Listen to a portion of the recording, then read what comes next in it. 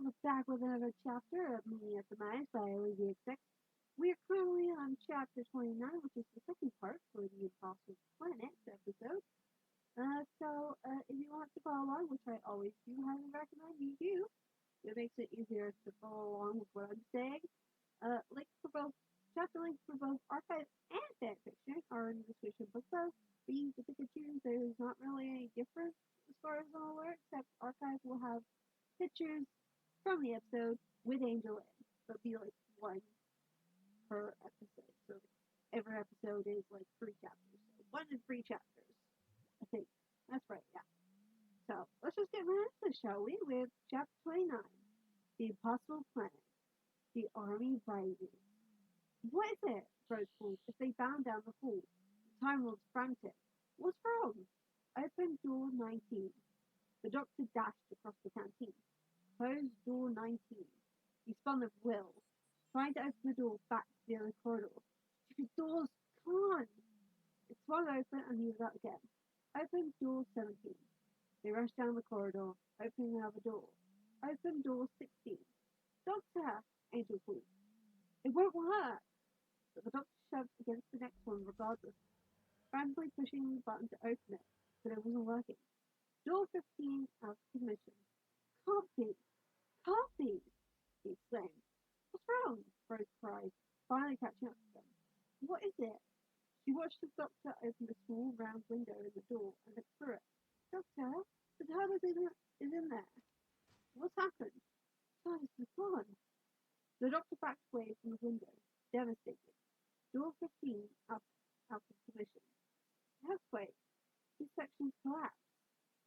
Rose stared at him, puzzled. But it's got to be out there somewhere. She peered out the window, only to see the rocky, barren landscape. Look down, the doctor commented, and she did, only to see a canyon. Lost. Gone. Probably destroyed. No, Angel shook her head. No, she isn't. She's still alive. The doctor looked at her, wide-eyed. He assumed the box had been destroyed in the quake. It was a long way down, and that quake had been violent to say the least. What? I don't feel like when we fell through the vortex, she replied, looking at him. The TARDIS may be trapped down there, but she's still intact. She's still alive. And she's still alive, we just have to find her. The doctor, Angel, and Rose were back in the control room, the doctor pleading with Zach. The ground gave way. My TARDIS must have fallen down right into the heart of the planet. But you've got robot drills heading the same way. We can't divert the drilling. Zach shook his head, turning away. The doctor stared at him a moment before moving on to him. We need my ship. It's all we got. Literally the only thing Angel and I have left. Please, Angel tried. You've no idea how important she is. Look, we've only got the resources to drill one central shaft down to the power source. That's it, Zach cuffed. No diversions, no distractions, no exceptions. Your machine is lost. All I can do is offer you a lift if we ever get to leave this place. And that is the end of it. He walked away, Ida approaching the doctor, who looked completely helpless. Angel holding his hand in comfort. I'll, put you on the duty roster. We need someone in the laundry. She turned to follow Zach out the room. Open door 1. The doctor squeezed Angel's hand as the three of them looked at each other. The ooze leaving the room. Closed door 1. The doctor turned and leaned against the control panel with Angel and Rose. Trapped you here, the doctor said quietly to Rose. No, Rose shook her head. Don't worry about me. Face shook. Okay, we're on a planet that shouldn't exist under a black hole and there's no way out. They looked at her. Yeah, she's fine. Stop worrying about me. Angel stepped forward and pulled Rose into a comforting hug, looking at the doctor over the blonde shoulder in concern. He could only look down, hopeless. This was all his fault. If he had just listened to Angel when she said it was a good place, taken in how little she wanted to stay there, and truly turned and left, none of this would have happened. The TARDIS would still be there with them, and they wouldn't be trapped. Come on, Angel blew away. Do you know what you need? She gave Rose a small smile, her hand resting on Rose's shoulder, wanting her to feel better despite the fact that she herself was rather on edge about all this. A cookie. Rose laughed, smiling at how random that was, but also how angel it was. That girl loves her cookies. What? Yeah, she nodded. Nice warm cookies. Or banana, she added, before pausing to consider the word. Well, bananas are good, but cookies can do wonders. Yeah, cookies it is. Think you might have some. Rose shook her head, but kept smiling. Oh, we've got to, she agreed playfully. Can't have a dangerous expedition to a black hole without cookies. Let's go get some. Angel nodded, not seeming to sense Rose wasn't really being serious. Go on. She turned Rose around on the spot and nudged her on. Rose laughed and headed for the door, the camera behind her. The doctor stepped to Angel's side, taking her hand, knowing she wasn't really as okay with the situation as she was trying to listen to Rose. I'm sorry, he told her softly, so Rose wouldn't hear. I should have listened to you. We should have turned back. The house was lost because of you. She squeezed his hand. I'm not happy to be here, she admitted. I don't like the planet. Everything in me is telling me to get away from it. I have a feeling that I was going to be cross with you about this. She nudged him. But I am happy to be with you, she added. If we're on a possible planet on the verge of falling into a black hole, I I can bear that, as long as I'm with you. He smiled at her, lifting her hand to kiss the back of it, just as I can if I'm with you. And then some. Good, she nodded. Then we'll always be with each other. Always, he promised, and being able to kiss her as well. He loved how she could always make him feel a bit better about a situation just by being there, just by smiling at him. It's like she always knew just what to say to cheer him up. It wasn't because of any feeling telling her what to say, but just who she was inside. She was just such a caring soul, with such a warm and loving heart, that she just couldn't stand it to see anyone else upset. She was remarkable. So, next time, she murmured, falling away, don't argue with the psychic. He laughed, smiling fully now. I promise. Good. Entering night shift, the computer announced that night. Your chosen track for transition is Bravo Borio. The song began to play over the speakers as the ooze worked around the base. Jefferson wandered amongst them, watching Suki at work at the planet's surface. All finished, she called to the response of her spacesuit. Heading back inside, he started back as Danny picked off the ooze on a clipboard as they followed past him. Ooze 7 Gamma 10, Ooze 7 Gamma 11, Ooze 7 Gamma 12. Terry smiled softly as the music carried into his room, where he was examining the fragment of the ancient writing beneath the microscope. The music cut off sharply, and there was the sound of buzzing electricity. He looked up, startled, but dismissed it, getting back to work. Kirby, the same voice as before hissed to him. He jerked up, looking around sharply, searching the room with his eyes. A moment later, he shook his head and turned back to his scrolls. I can see you. Danny, is that you? Toby asked, irritated. It's not funny, all right? There was no reply. He got up and strode out the door. Dan? He opened it, peering down the hall to see it deserted. I'm trying to work, Daniel, he hesitated, disturbed. Look, if that's you, then you could just stop it. The light flickered again. He dashed back into his room when a low groan echoed through it. He glanced around, up and down the corridor, but it was still deserted. The sound stopped. The doctor sat by the ancient text in the canteen area, staring at it with his brow furrowed as Angel just wandered around his room, pausing a moment and looking at a table of papers, before heading over to it to look at what they were. When Rose got up to go to where the food was serving food, Susie getting served at the moment.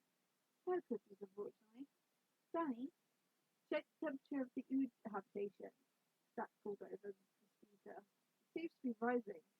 Danny stood and walked off, past Angel as she moved back to the doctor's side.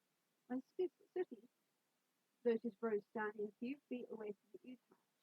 Help yourself, she gestured at the cherry. Just don't have the green, or the blue. She laughed and headed back to her table where she was going over a few reports as Rose picked up her tray and stepped up to the ood. Bit of that, thanks, she pointed. The ood scooped some sloppy blue goop onto her tray. Would you like sauce with that? I'll have a go, yeah, she nodded, watching as the ood shook some sauce into her tray. I did catch up once. I was a dinner lady. Not that I'm calling you a lady. Although, I don't know. Studied it closely. You might be. Do you actually get paid though? Do they give you money? The beast in his eyes shall rise from the pit to make war against God. I'm sorry?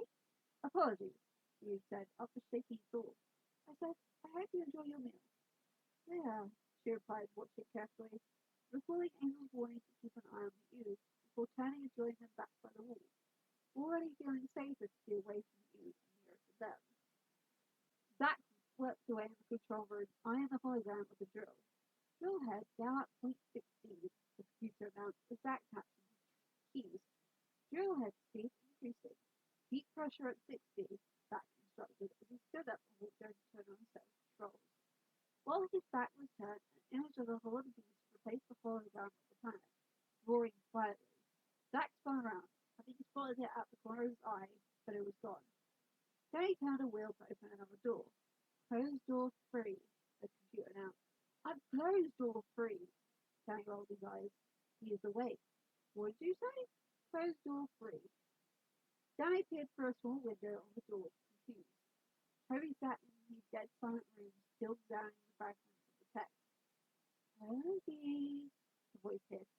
He started to turn when, don't turn around. He closed his eyes, feeling like he was being watched. Dan? He began fiercely. That's not Dan. Don't look at me. The voice hissed, and he started to turn around again. Who are you? Toby froze. I have so many days. If I could, if you look at me, you will die. Who are you? I'm behind you, Toby. I'm right behind you. Toby's head jerked again, taking enormous effort not to turn. Don't look. Don't look at me. Toby trembled. One look and you will die. Toby stiffened, feeling it approach. I'm reaching up, Toby. I'm so close. Don't turn around. Oh, I could touch you. It was too much. Toby suddenly spun around and stopped. The voice was gone and the room was empty. He breathed a sigh of relief, turning back to his work, only to see something on his hands through his gloves. He turned them over, putting down the broken fragments and pulling them off as his hands were covered with the ancient symbols, as though tattooed them into his skin. He stood up in shock, staring at them. He picked up a mirror from the desk and looked at his face, now covered in the symbols as well, his eyes red. He threw the mirror back down onto the desk, his whole body arching as though in pain, and he fell to the floor. The lights of the canteen flickered as Angel shivered. The doctor immediately put his arm around her. Zach, have we got a problem? Ida pulled him on her wrist. No more than usual, Zach replied. Got the scarlet system burning out. It might be worth a look. Ida looked over at the doctor and Angel, who sat close to each other on the other side of a table, rows across from them. You might want to see this moment in history.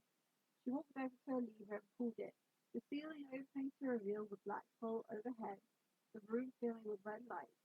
There, on the edge. She pointed to a stream of scarlet light gently spinning towards the hole.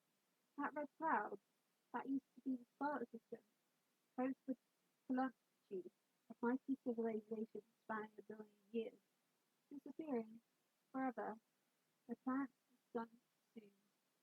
The doctor felt someone take his hand and looked over to see Angel staring up at the system, with a sad expression on her face, clearly thinking about their home and the similarities it held to Palanchi. Palanchi. Yeah, that's how you said the word.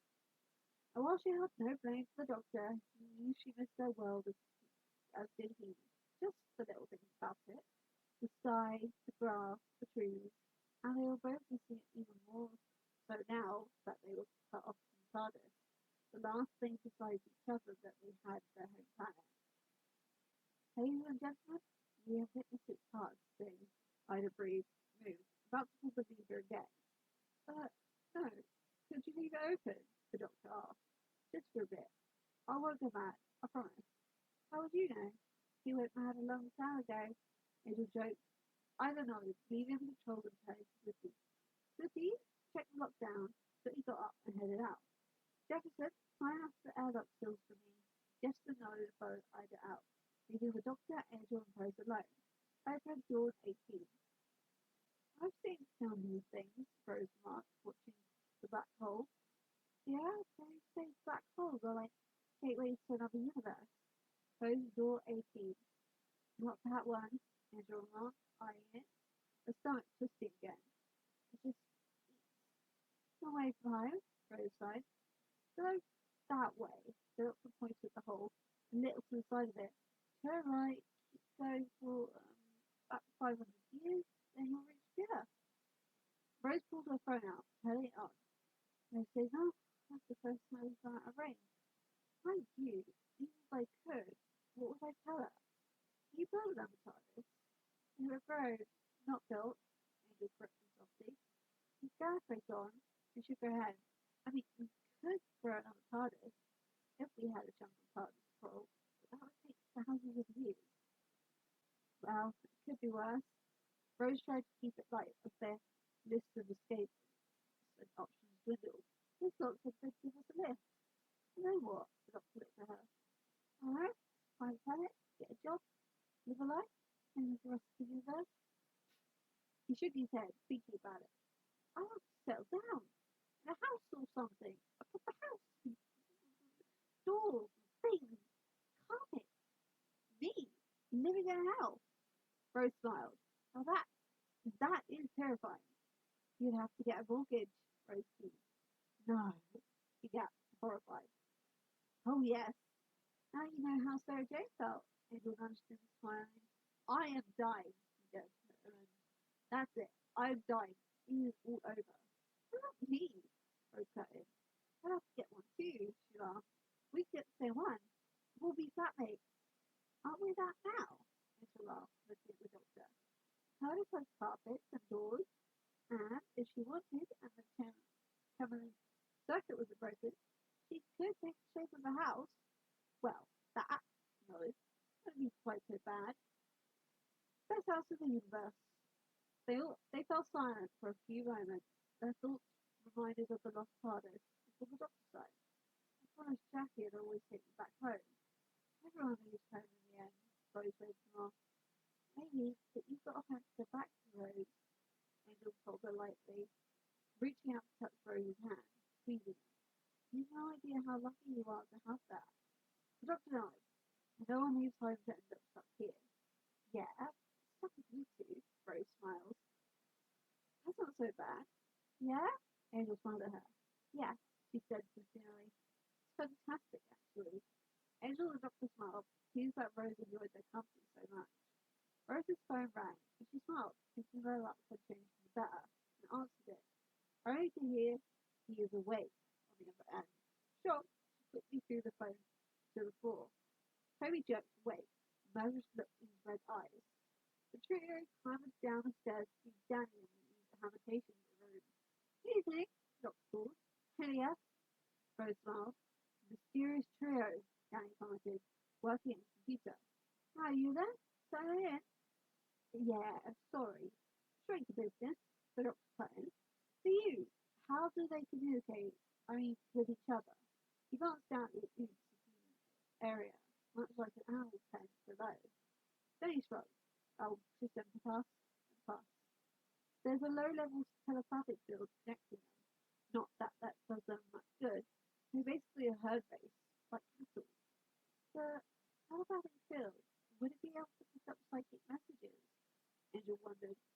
Because I was having dinner and Matthew said something, well, odd. Rose agreed. Oh, Danny rolled his eyes. It's odd too. And then I got something else on my, Rose glanced at the doctor and Angel. Communicator thing. Oh, be fair, Danny stopped. We've got whole star systems burning up around us. There's all sorts of stray transmissions. Probably nothing. The doctor and Rose stared at him, not convinced, as Angel glanced at the computer. Danny was just that. Look, if there was something wrong, it would show. We monitor the telepathic field. It's the only way to look after them. They're so stupid they don't even tell us when they're ill. Monitor the field. That's this thing. The doctor glanced at the screen as well. Seeing it read basic 5. Yeah, but like I said, it's low-level telepathic. Telepathy. They only registered basic 5. Well, that's start basic 5, Angel frowned, seeing the register rising from 5 to 6 and on. 10. Rose glanced over as the ooze lifted their head. Unison. 20. Angel looked at Danny. They've gone up to basic 30, but they can't. To you, Rose gasped. The ooze all turned as one and looked up at them. What does basic 30 mean? Well, it means that they're shouting, screaming inside their head. No, Angel muttered, shaking her head as she stared at the ooze. What is shouting at them? What? The doctor asked her. I don't know, she breathed. I'm just a little scared. Danny typed something into the keyboard. But where's it coming from? What was it saying? I mean, he turned to Rose. What did it say to you? Something about the beast, the pit? She replied. What about your communicator? What did that say?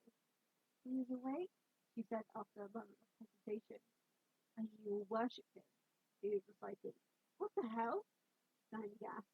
He is awake, the doctor turned to you, addressing them. And you will worship him, they repeated. Worship who? The doctor asked. But they didn't reply. Who's talking to you? Who is it? Susie rummaged around her work area, trying to find the expedition report for Toby. She'd been working on it in habitation 3 during dinner, but now she couldn't find it for the life of her. She frowned, looking around at the other papers in her files. She sighed, turning to head back out her room, down to habitation 3 to look there, just as the figure walked out onto the surface of the planet without a suit, visible from the windows beside her. The entire base shook suddenly, the trio down the pen with the ooze Danny still on the balcony overlooking it. When they were thrown down to the ground, the doctor grabbed the Angel to try and protect her from the dolphin. Emergency hold breach, the speakers called. Emergency hold breach. Which section? Danny shouted. Everyone! Zach's voice came over the speakers. Evacuate 11 to 13. We've got a breach. The base is open. Repeat. The base is open. Jefferson and 2 guards hurried along the corridor, shielding themselves from the sparks flying from the walls and smoke rising to the floor.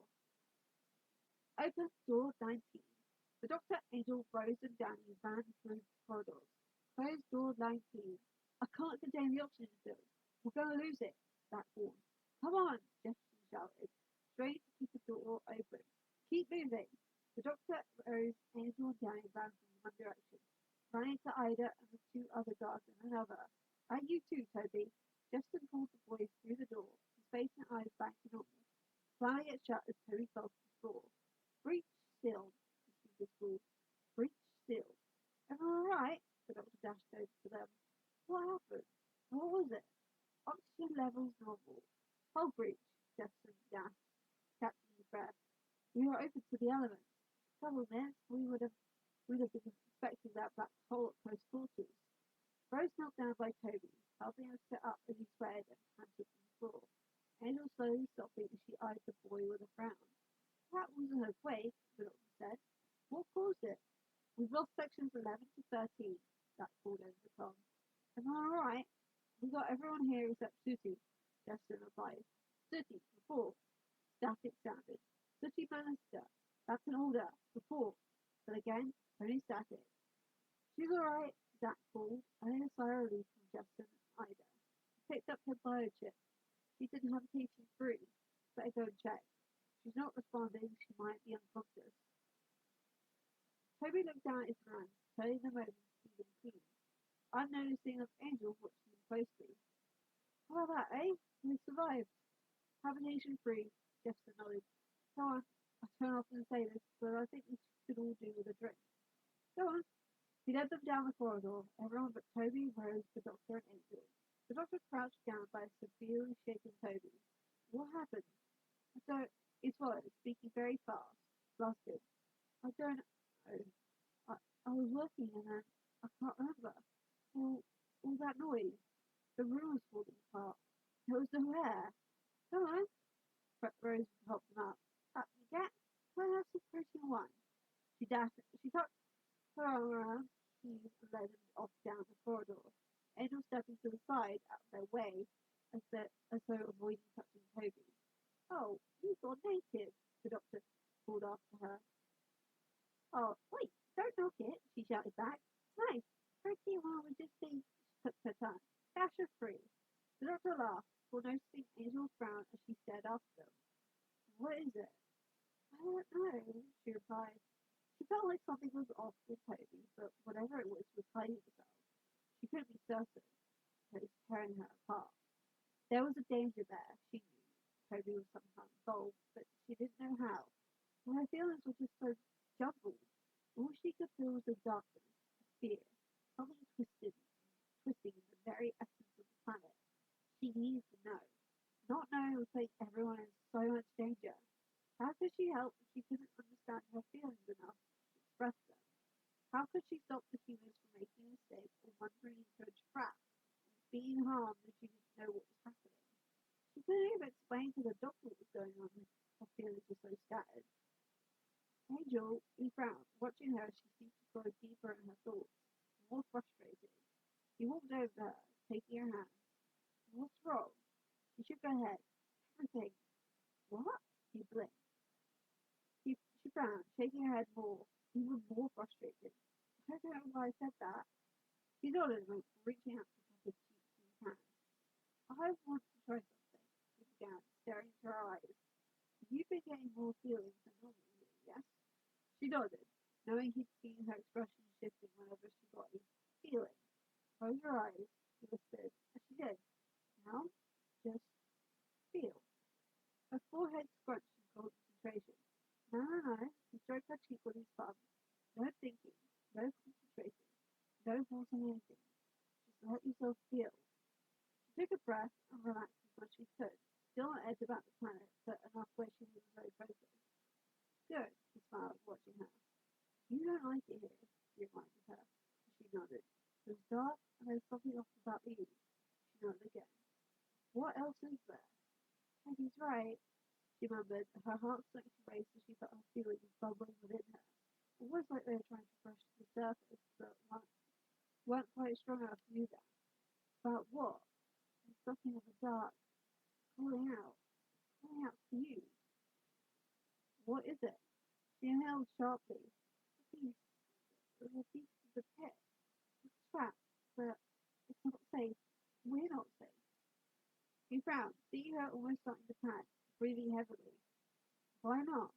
What's around it? She reached out and grabbed his arm, clutching his elbow as he tried to soothe her. But it wasn't working. She was feeling so much. Too much. It's everywhere. It's everywhere. The world above us is. She swallowed hard, her face scrunching. It's above us. Where? He tensed, feeling that familiar surge of protectiveness rising in him. Her eyes snapped open, wide for a moment of fear before they flew up to catch his gaze. Toby! He stepped back and looked down, nearly shaking. Look, Toby! He walked over to her, pulling her into his arms as she trembled, clutching to the front of his shirt. He gently stroked her hair, shifting just a little, almost rocking her back and forth, desperate to calm her. He never should have done that, trying to get her to feel what was surrounding them. He knew it probably wouldn't be anything good, and it would likely upset her, but he didn't think it would upset her quite so much. He'd seen her getting upset over not being able to get a clear feeling and just wanting to help. She pulled away a little, kissing her forehead. Whatever this beast is, he promised her, I'll stop it. We'll stop it, she corrected, pulling away as well, taking a breath, feeling just a little better off behind the doctor's arms. Not just you anymore, remember? He smiled at her. That was so Angel. Here she was, upset and probably scared out of her mind, and she was still trying to make him feel better. He had to admit he could take comfort in that thought into the future she believed, those vague feelings. Now they knew something was wrong, not just with you, but with Toby as well. That he should be watched and treated with caution. He knew the danger was growing closer, and he knew that the beast, whatever it was trapped at the moment. Come on, Angel said after a moment. You should get the habitation free, she found. Where was I with Toby? She reminded him. Right, he nodded, squeezing her hand and leading her down the hall. Angela glanced out the side window and out at the black hole moving, the knot appearing in her stomach once more as she recalled her own words. The pit was below, Toby was along, but the black hole was above. And that's the end of chapter 29. I think it was. Oh, there's track of these chapters. Yeah, chapter 29, that's the end of that one. So, what was going to happen to Susie? Since she was looking for something. Did she end up coming across Toby? Who knows? But yeah, I hope you enjoyed this chapter. If you did, leave a like on the video and go see review, comment, kudos, all that.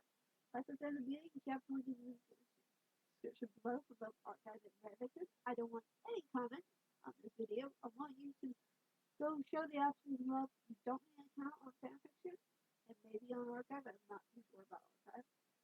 But on fanfiction, you don't need an account. It just means the author can respond to you. So it doesn't go.